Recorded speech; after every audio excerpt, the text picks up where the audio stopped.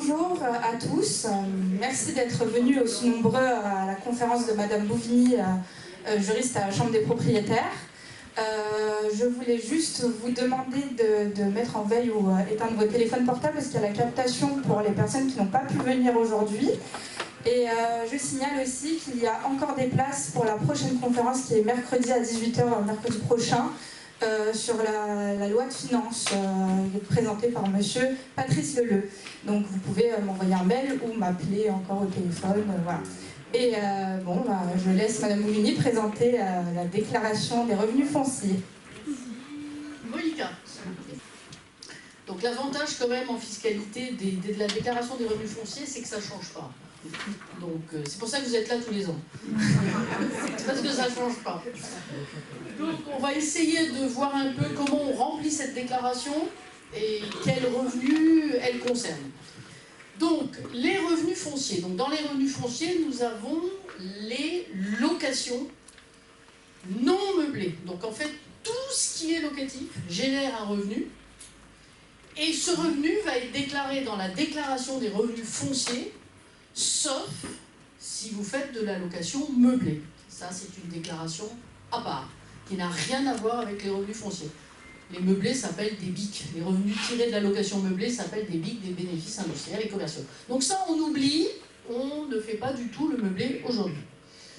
Donc on va se pencher sur tous les autres types de locations, donc c'est tout le reste. Location commerciale, professionnelle, d'habitation vide, un garage, une remise, un toit pour mettre des antennes, enfin tout ce qui est bail autre que la location d'habitation meublée. Alors, le régime fiscal des revenus fonciers, vous avez deux choses. Vous avez le microfoncier ou le régime du réel.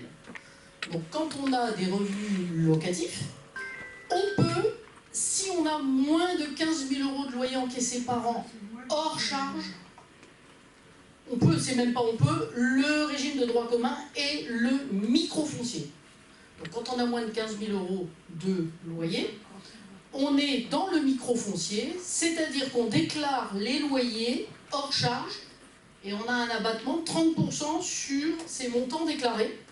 Donc on est imposable que sur les 70% qui restent. Donc là, la déclaration est simple, elle se fait directement dans la déclaration 2042, la générale. Donc on oublie ce document. On remplit la ligne BE de la 2042. Et on indique le montant des loyers encaissés dans l'année hors charge. Et c'est fini. Ça, c'est si on fait le micro-foncier. Parce qu'ensuite, le fisc calculera l'abattement et vous serez imposé sur les 70% qui restent. Donc ce régime est celui qu'on applique si on a moins de 15 000 €. Si on a plus de 15 000 €, on est obligé de faire la déclaration numéro 2044.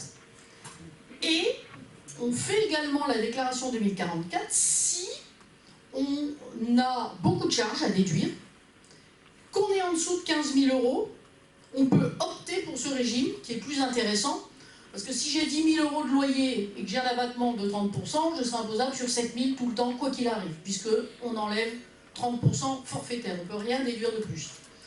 Si j'ai mes fameux 10 000 € de loyer, puis j'ai fait plein de travaux, plein de choses, je peux les déduire pour arriver à, non pas une imposition à 7 000 €, mais à 3 000, 2 000, 1 000 €, ce qui est quand même plus intéressant. Et dans ce cas-là, je peux opter pour le régime du réel. Et quand j'opte pour le régime du réel, c'est au minimum pour 3 ans. Donc c'est pour ça qu'il faut bien regarder si c'est intéressant pendant les 3 ans. Ça peut être intéressant la première année, mais peut-être pas après. Au bout des 3 ans, tous les ans, soit je peux continuer, soit je peux arrêter à tout moment. Donc voilà le régime du microfoncier. Alors ensuite, le régime du réel donc, consiste à remplir cette déclaration, et c'est dans le cas où soit vous optez, soit vous avez plus de 15 000 € de loyer encaissé par an.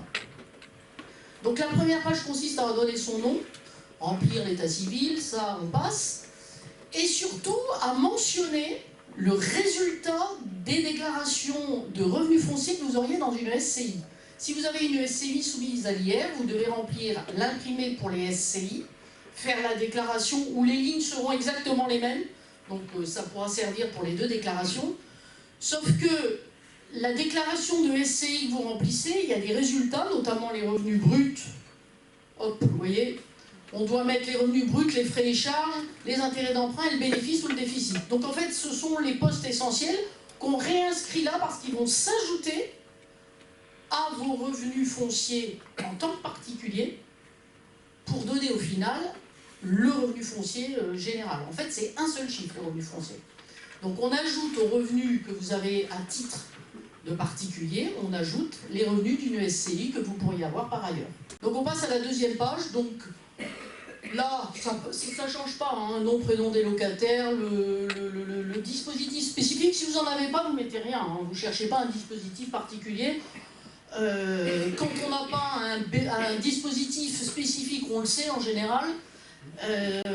Quand on a ce dispositif, on a une déduction forfaitaire supplémentaire qu'on verra. Si on n'a pas un dispositif particulier, on n'a rien de spécial. Donc, on ne met rien. On va commencer par les recettes. Donc, vous avez en fait un principe simple. Hein. Vous avez les recettes d'un côté et à partir de la ligne 220, les dépenses. Donc, le résultat foncier, c'est les recettes moins les dépenses. En fait, c'est quand même assez de l'épicerie. Hein. Ce n'est pas de la comptabilité. C'est l'année où je dépense, je déduis. Et l'année où j'encaisse, je mets en recette. Donc, c'est l'année où ça se passe. Donc, ça n'a rien à voir avec une comptabilité, avec des bilans, des choses comme ça. Et si on a oublié de déduire quelque chose, on ne peut pas le faire l'année d'après, parce que le fisc risque de dire, mais dites donc, ces travaux, ils étaient faits en 2022, vous me les déduisez cette année, ça ne va pas. Alors vous allez dire, mais j'ai oublié, il va dire, ben à ce moment-là, il faut refaire une déclaration 2044 de 2022, où vous inscrirez les travaux que vous aviez oublié de déduire. Mais vous ne pouvez pas le faire dans la nouvelle en disant, oh là là, une déclaration. Alors attention, il y a une prescription de 3 ans. Hein, donc, voilà, oui. Donc, mais on peut le faire, Donc, on va commencer par les recettes. Ma première ligne toute bête, les loyers. Donc, je rappelle, ce sont les loyers hors charge. Et les loyers encaissés en 2024. Donc, si j'ai des loyers, en revanche, de 2022-2023 qui tombent en 2024, je vais les mettre. Si le locataire ne m'a pas payé 6 mois en 2024, je ne les mets pas les montants. Il faut que je les ai encaissés. Donc sur cette ligne, on met les loyers hors charge. Donc ligne 211. Ligne 212. On met les dépenses, alors mises par convention à la charge des locataires. Il s'agit essentiellement des charges. Donc on exclut là les baux d'habitation, parce qu'en principe les charges sont précisées par un décret. Là, ça concerne souvent les baux commerciaux, où on met à la charge du locataire une taxe foncière, certains travaux. Donc, à cette ligne-là, on met les dépenses qu'effectivement le locataire a supportées et qui ne sont pas ce qu'on appelle les charges locatives classiques. Donc, c'est souvent dans le cadre d'un bail commercial. Ensuite, ligne 213, les recettes brutes diverses. Donc là, vous avez tout ce qui est subvention, là, c'est marqué, tout ce qui est indemnité d'assurance que vous recevez. On les met en tant que recettes, forcément. Ensuite, les immeubles dont vous vous réservez la jouissance, alors ça c'est très particulier, c'est pas du tout les biens que vous occupez pas et que vous louez pas, où il faudrait mettre une valeur locative. Il s'agit essentiellement des locaux commerciaux que vous prêtez et que vous n'utilisez pas. Il faut éventuellement mettre un loyer fictif, ou alors dans la notice, vous avez également les étangs que vous avez. Enfin, j'ai rarement vu cette ligne remplie, mais ça en tout cas, ça ne concerne pas votre résidence secondaire, évidemment, que vous occupez pas et dont il faudrait mettre un loyer. Ça ne concerne pas cette ligne-là, vous ne mettez pas ça. Ensuite, donc ma ligne 215, j'ai le total des recettes, donc j'additionne le tout et j'ai toutes les recettes de l'année. Et si j'ai plusieurs lots, je fais une déclaration par immeuble. Dans l'immeuble 1, j'ai un lot. Au rue de Longchamp, j'ai un bien, donc je le mets dans l'immeuble 1. Ensuite, j'ai un bien avenue des Champs-Élysées, je le mets dans le 2, etc. Si dans le même immeuble j'ai plusieurs lots, je coche nombre de lots 4, et là je peux additionner tous les loyers de cet immeuble, etc. Au bout, on additionne toutes les colonnes, et au bout, le E, ça nous donne le total de tous les loyers qu'on a dans le patrimoine. Donc les dépenses. Alors on commence à la ligne 221, frais d'administration et de gestion. Donc sur cette ligne, vous mettez les frais de gestion si vous faites gérer par un gestionnaire, les frais de recherche de locataires, les frais d'avocat, d'huissier ou notaire dont vous auriez eu besoin pour établir un bail, pour faire une procédure, pour recouvrir vos loyers, pour un huissier, pour faire un constat d'huissier. Vous mettez tous ces frais à cette ligne-là. Vous pouvez mettre l'adhésion à la chambre, c'est à cette ligne-là. Vous pouvez mettre rémunération des gardes et concierges. Alors ça, en fait, c'est pour les propriétaires qui ont un immeuble. parce qu'en principe c'est récupérable sur le locataire une partie, mais sur cette ligne vous pourrez mettre la partie qui n'est pas récupérable sur les locataires, vous la mettez à cette ligne-là, frais d'administration et de gestion. Oui, c'est marqué, oui. Pour les aides à la déclaration fiscale, oui. En principe, les frais de DPE, on les met à la ligne des travaux 224. Les états des lieux, si c'est fait par le gestionnaire, tous les frais du gestionnaire sont sur la ligne 221. Ligne 222, autres frais de gestion, donc vous avez le droit de mettre 20 € par local, on estime c'est le montant que vous pouvez déduire, ça doit faire 10-15 ans que c'est le même montant, que vous pouvez déduire au titre de la gestion que vous avez de vos locaux. Alors ça comprend tout, c'est-à-dire pas grand-chose. Dès que vous faites 3 lettres recommandées, c'est dépassé. Donc voilà, c'est 20 €, pas plus. Cherchez pas à comprendre, c'est comme ça. Donc 20 € si vous avez 3 locaux que vous louez avec des baux séparés, vous mettez 3 x 20, 60. Ensuite, nous avons la ligne 223, prime d'assurance. Donc là, essentiellement, c'est l'assurance PNO qui est obligatoire quand on est en copropriété, ou l'assurance de l'immeuble si vous êtes propriétaire d'un immeuble ou de la maison. Et on ajoute l'assurance propriétaire loyer impayé. Donc c'est essentiellement ces deux assurances-là. Alors, la ligne 224, dépenses de réparation, d'entretien, d'amélioration, en cas d'option, hors dépenses de travaux de rénovation énergétique. Donc on a 2 lignes, ça c'est depuis l'année dernière, on a 2 lignes, c'était la nouveauté, 224 et 224 bis. Donc sur la ligne 224, on met les travaux qu'on a fait, et sur la ligne 224 bis, on met les travaux liés à la rénovation énergétique. Alors on le sait parce que le taux de TVA n'est pas le même. Quand c'est la ligne 224, il s'agit des travaux dont le taux de TVA est à 10%. Et quand ce sont des travaux de la rénovation énergétique à la ligne 224 bis, le taux de TVA est en principe à 5,5. Donc vous pouvez dispatcher assez facilement. Donc les travaux, si vous louez à l'habitation, vous pouvez déduire tous les travaux, quels qu'ils soient, sauf les travaux de construction, de reconstruction et d'agrandissement. Donc tous les travaux d'amélioration, d'entretien, vous pouvez les déduire. Si vous louez en matière commerciale ou professionnelle, vous ne pouvez pas, ou autre que l'habitation, vous ne pouvez pas déduire les travaux d'amélioration. Vous ne pouvez déduire que les travaux d'entretien. 225. Charges récupérables non récupérées au départ du locataire. Donc déjà, il y a les charges qu'on comprend grâce à cette phrase, c'est-à-dire au départ du locataire, si j'ai pas pu récupérer les charges récupérables, parce que j'ai plus assez de dépôt de garantie, il ne m'a pas payé déjà, et j'ai plus assez du dépôt de garantie, je peux inscrire ce que je n'ai pas pu récupérer sur cette ligne. Donc c'est quand même pas mal. Et je peux également mettre, spécialement pour monsieur en bleu, sur cette ligne, les frais d'électricité entre la vacance d'un bien, ou pendant que je fais des travaux. Par contre, il faut que ce soit loué quand même un jour. Hein. On ne peut pas les déduire comme ça toute une vie. C'est en vue de louer que je vais garder l'électricité et tout ça, ou parce que j'ai des travaux à faire. Donc sur cette ligne, je peux mettre effectivement cette charge locative. Ensuite, indemnité d'éviction, frais de relogement, ça concerne que les baux commerciaux. Hein, l'indemnité qu'on verse quand on veut que son locataire parte, ou les frais de relogement, ça peut être en cas d'arrêté de péril ou de choses comme ça, s'il faut reloger, il y a des frais. Alors c'est pas le loyer, hein, c'est des frais. Mais c'est essentiellement les baux commerciaux en général qui sont concernés par cette ligne. 227 taxes foncières, taxes annexes de 2024, donc vous mettez sur cette ligne l'intégralité de la taxe foncière et vous déduisez la taxe d'ordure ménagère. Parce que cette taxe est récupérable sur le locataire, et même si vous ne la récupérez pas, ça c'est votre affaire, c'est un cadeau que vous faites à votre locataire, donc c'est pas le problème du fisc. Lui, le fisc veut que vous déduisiez cette taxe d'ordure ménagère. Ensuite, alors j'ai des régimes particuliers, donc ça sont des déductions spécifiques, alors c'est sous certaines conditions, c'est essentiellement quand on a signé une convention avec l'ANA et qu'on a des loyers, alors j'ai plus la liste, intermédiaire, secteur social, très social, on a droit à une déduction spécifique, donc selon votre cas, vous avez droit à 15, 30, 40 ou 45%, ou 60 ou 70 ou 85, et là il s'agit d'inscrire sur cette ligne le pourcentage de la ligne 215 qui est la totalité des recettes. En ligne 215, j'ai la totalité des loyers que j'ai encaissés, je vais mettre 50%, donc la moitié, sur cette ligne-là qui va venir en déduction. Donc ça, c'est un avantage fiscal qui est donné quand on prend un régime, notamment de conventionnement avec l'ANA. Là, La ligne 229 et la ligne 230 concernent les biens qui sont en copropriété. Donc si votre bien n'est pas en copropriété, vous oubliez ces lignes-là. Donc en fait, c'est deux lignes qui vont concerner les charges de copropriété que le syndic normalement vous envoie.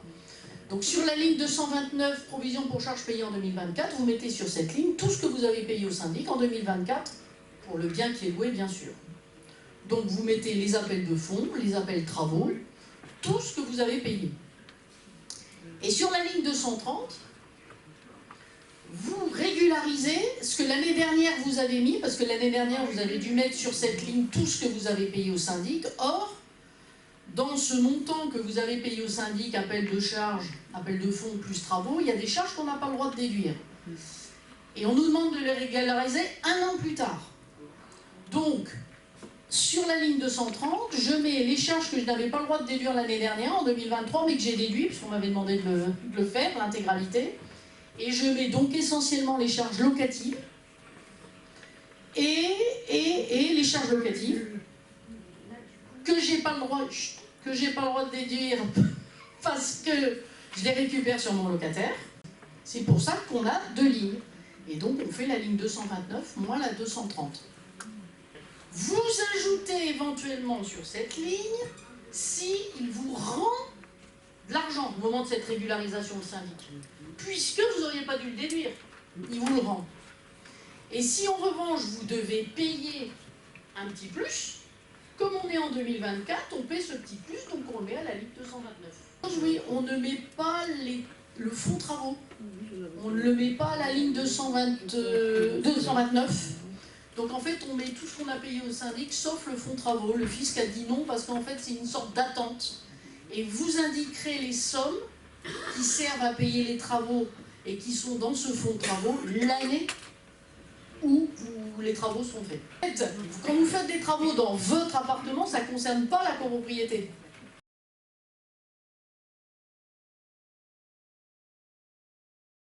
Bon, alors, ensuite, total des frais et charges. Donc, j'additionne toutes les lignes, ligne 221 à 29, et j'enlève ma fameuse ligne 230 où j'ai mes charges locatives, mon trop payé si on me rend des sous, ma piscine que j'ai construite, enfin, ce que j'ai pas le droit, normalement, de déduire. Ensuite, ligne 250, les intérêts d'emprunt, donc tous les intérêts d'emprunt liés à une acquisition ou liés à un prêt pour faire des travaux. Alors attention, pour un appartement que vous louez, hein, pas pour une résidence secondaire, mais si ça concerne un appartement qui est loué, vous pouvez mettre les intérêts d'emprunt, les frais de constitution du dossier, les frais d'hypothèque, vous pouvez les mettre à cette ligne-là. Et l'assurance? À l'assurance également, oui, tout à fait. Donc le revenu foncier taxable, ce sera la ligne 215, toutes mes recettes, tous mes loyers, moins la ligne 240, toutes mes charges, et moins mes intérêts d'emprunt. Et là, j'ai un montant. Ensuite, la réintégration du supplément de déduction, alors ça, c'est si jamais j'ai pris à une déduction spécifique, je me suis trompé, j'avais droit à 40 au lieu de 70, ou alors j'y avais pas droit. L'année où je dois réintégrer ce supplément que j'avais mal déduit, donc c'est à cette ligne-là. Bon, ça c'est pas courant, mais c'est à cette ligne-là où on réintègre justement le supplément de déduction qu'on avait à tort déduit. Et ensuite, donc je refais ma ligne 261 moins cette réintégration s'il y a lieu, et j'ai mes bénéfices ou déficits. Souvent la ligne 263 ressemble à la ligne 260. Donc la ligne 420, j'ai donc le résultat de la case D, c'est le résultat des SCI que j'ai en première page.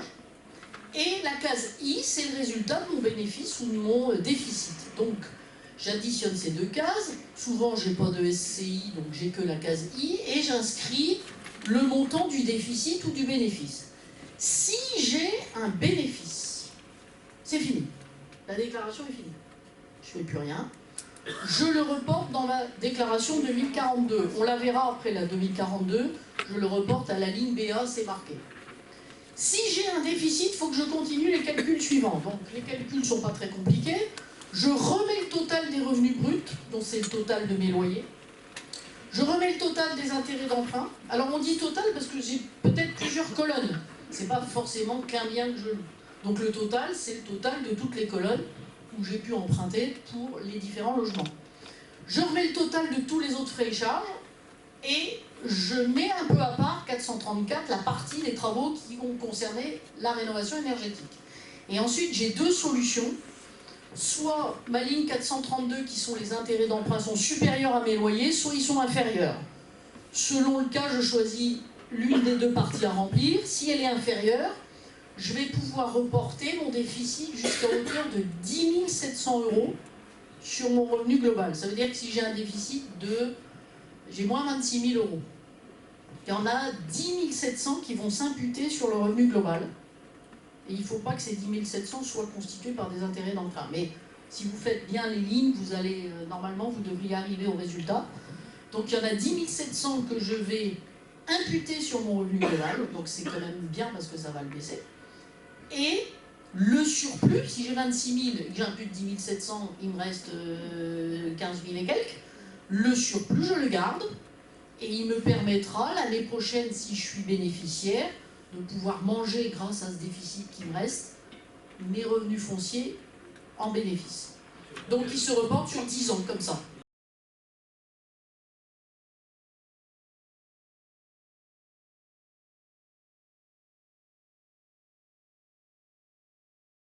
Si vous avez un déficit de 8 000 €, le plafond de 10 700, il n'est pas atteint, mais vous mettez 8 000 là pour le coup. Vous avez droit qu'à 8 000, donc votre déficit va s'imputer totalement, les 8 000, sur le revenu global. Donc vous mettrez 8 000 à la ligne BC.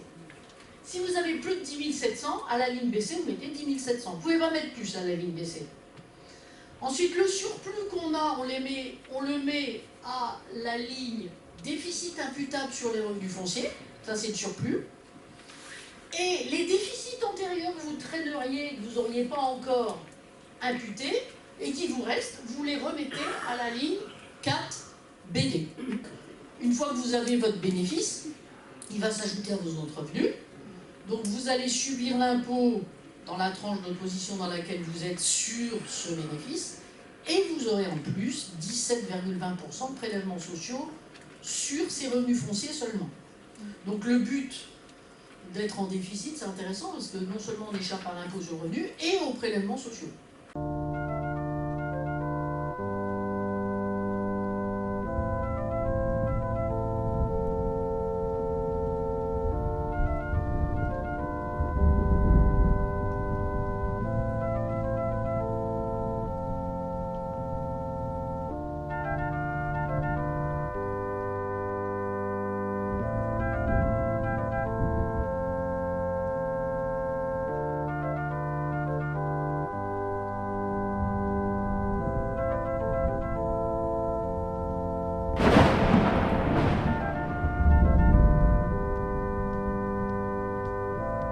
On additionne toutes les lignes, puis il n'y a qu'une ligne pour tous les lots d'un même immeuble.